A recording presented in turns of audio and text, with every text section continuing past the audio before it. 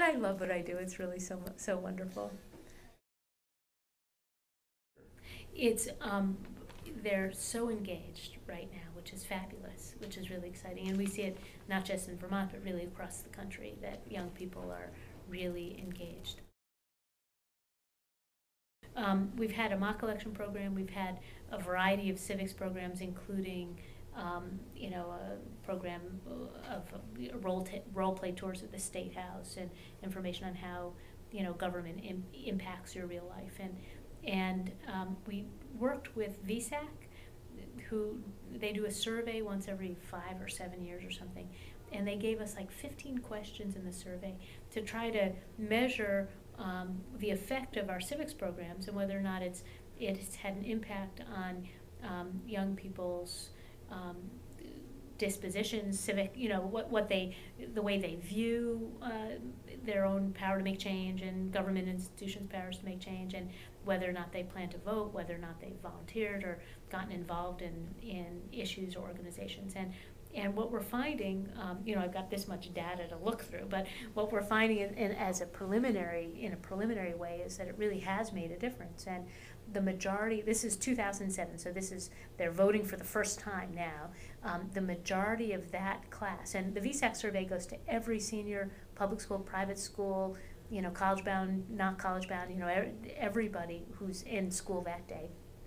And the majority of them say that, for example, when there are discussions of politics, they have something to say. They believe that individuals can make a difference, that community groups can make a difference to solve problems, and government can make a difference to solve problems, which is really a shift in attitude. And the majority say, the vast majority say they're going to vote. Particularly around the elections, the classes really want to hear from, a real person who's in the middle of it. And although I have an opponent and I'm running for re-election, the conversation really is about the presidential race and what's happening in the governor's race and what that looks like. And I like giving them sort of the insider perspective on, how do you make a decision to run a negative ad? What brings you there? What's the effect? What was the calculation in bringing Palin into the race? Why was McCain needing to appease the right wing? For example, and how that all works. And so that's kind of fun. Actually, to step back to take the big picture of sort of what I do. Now talking as a candidate, what I see my job as is making government work for the taxpayers. And we're trying to provide good service for the money that's spent on our office, and over the years there's a lot of things that we've done that I'm proud of. One is when I came in, we were running $100,000 deficit in one of our funds, and it was just poor management. We weren't billing out for services, or we weren't following up on bad checks. We weren't. Mostly it was we weren't billing for services, and so we were running these deficits, and our bills weren't accurate. They weren't really for the cost of doing services, and so we've cleaned that up. So not only did we eliminate the deficit, but we've also made it less expensive for the people who are paying us to get those same services.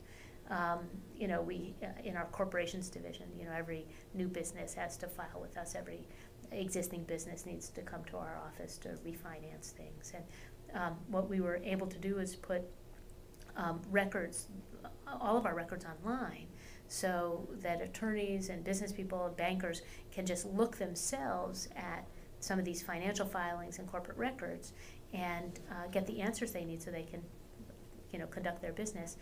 They used to have to pay our office to do that. So we're saving the business community hundreds of thousands of dollars. Over the past, we've had this in place 9 years, maybe we've saved almost $1 million from the business community because they can do for free what they used to have to pay to do.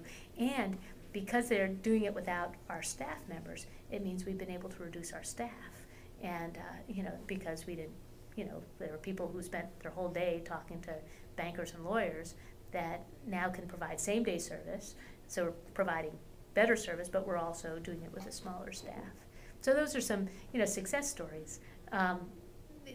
With elections, we've gotten federal money to help us improve elections. What we've been able to do, because we built our statewide checklist in-house, instead of spending, millions of dollars with a contract, like other states. And like Maine, for example, spent $5 million in the contract, and the contractor failed to perform, so they had to do it all over again, and they're in litigation. And, that's, New Hampshire actually had its own problems with it too in their contractor.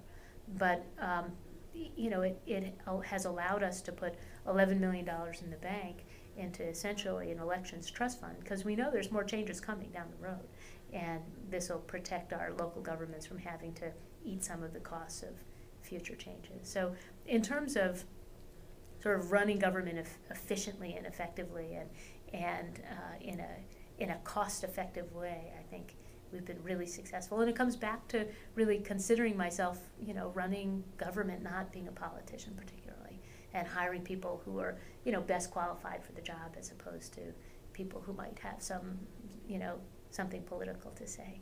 And I think that served us well. Our big focus right now, of course, is open government, and having taken over public records, we've been part of this conversation for years now. What should be public, what shouldn't be public, and again, using my non-political model, it comes back to public policy. The public has a right to know because it keeps government accountable. It also, it also makes government run better, because if you know someone's going to be looking over your shoulder, you really think carefully about what you're doing. On the other hand, there's privacy interests, and we need to make sure that people who have a reasonable expectation of privacy, that privacy is respected in the law.